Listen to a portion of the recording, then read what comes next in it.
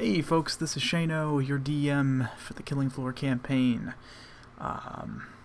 And your residential dingus, because I made a huge screw up when making session 4 of the campaign.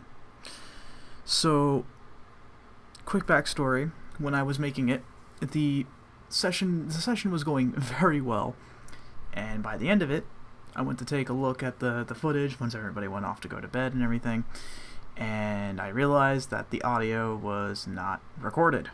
So, my audio. And so, with that said, everything got thrown out of whack.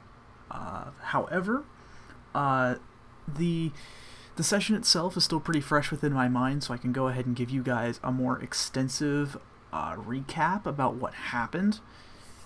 And with that said, this coming Friday, the session 5 instead of 4 will be uploaded, and for all your viewing pleasure or listening pleasure, however you want to do it. I don't judge. All jokes aside, I still want to extend my sincerest apologies for making such a dumb move on that. And ever since then, I've been really paranoid, so I try to make sure that the audio is coming through okay. And I'm going to be making a few more tweaks here and there for this next session, because it sounded like my voice was a little on the low side. And I just want to make sure that everything is going smooth for this whole campaign. So, let me go ahead and tell you about what happened in Session 4, because a lot of crazy things happened. First off, our survivors found themselves in Ashton's Park, where they would cut through to get to the parking garage nearby to get a ride out of the city. They found what they thought was a corpse, but ended up actually being a survivor who was on his last legs and was going to die soon. After getting some information and some loot, Andreas was going to kill him, but Cole was actually already on top of it and gave him the man a mercy killing by basically snapping his neck. I think it's time we put this guy down. I'm gonna kneel behind him and wrap my arms around his head. Oh boy. Got it. What the hell are you doing, man? What do you think he's doing? He's doing something really cool. But he's hugging. Yeah, leave him alone. I'm gonna slap him on the cheek twice and say, "Rest well."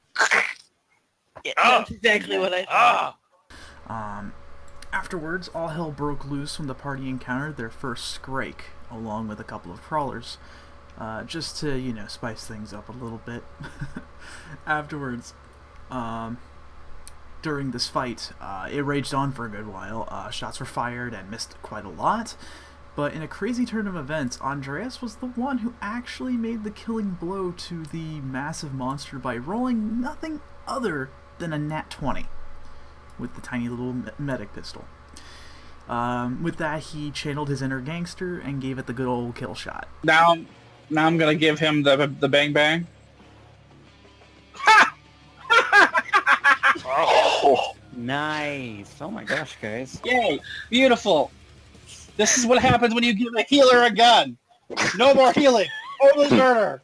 Okay. You know how when the gangsters, they turn their gun on the side and they go like this, like that? That's what I'm gonna do. Bitch, you ain't shit! Ah! I will start unloading on them. I only wish it recorded my voice, because I was pretty certain I almost woke up my folks. It was that funny. When the party pressed forward, they finally found the holy grail of their quest, the parking garage. They then got a text message from their little buddy Signal, who texted them saying, "Look for the black sedan. Do not disappoint." They went in stealthily and managed to do pretty well in there, actually. However, their luck would soon start to run short when they found themselves face-to-face with the Siren. For those who are unaware of Killing Floor monsters and stuff, Sirens are Zeds capable of dealing a pretty sizable chunk of damage with nothing but their voice. Cole managed to actually suplex it and get booking it with the others in tow, but the Siren let out an ear-piercing scream, shattering the windows of nearby cars and causing the alarms to go off. Pretty crazy. The survivors found the sedan they were looking for, with keys conveniently placed on the driver's seat. They hopped in and Val took the wheel. Things got really hairy, but Val drove past a Gorfast, a Clot, and another Scrake before actually leaving the city with their newly found car. You can probably imagine it was a pretty scary moment for the survivors, so much so it actually almost broke Val as he was driving. He had a bit of an emotional moment during that time. Still, white knuckle, holding onto that wheel. Foot on the pedal. Starting to cry a little bit. How's it going?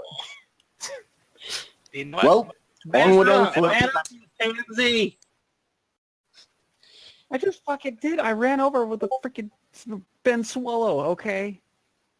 You're crying because you ran over Ben Swallow? No, I'm crying because we almost got cut in half by one. Oh, poor guy. Look, man, I just work in I'm a temp worker, all right? Like, I'm not Mr. Muscle Man here. Well, unfortunately, the world doesn't need temp workers anymore. It needs survivors.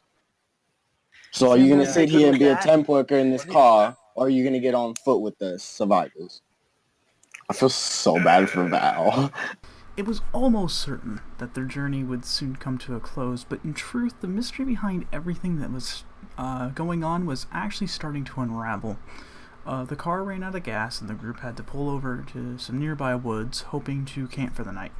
However, they heard chainsaw noises once again and they started to get ready for yet another fight for their lives.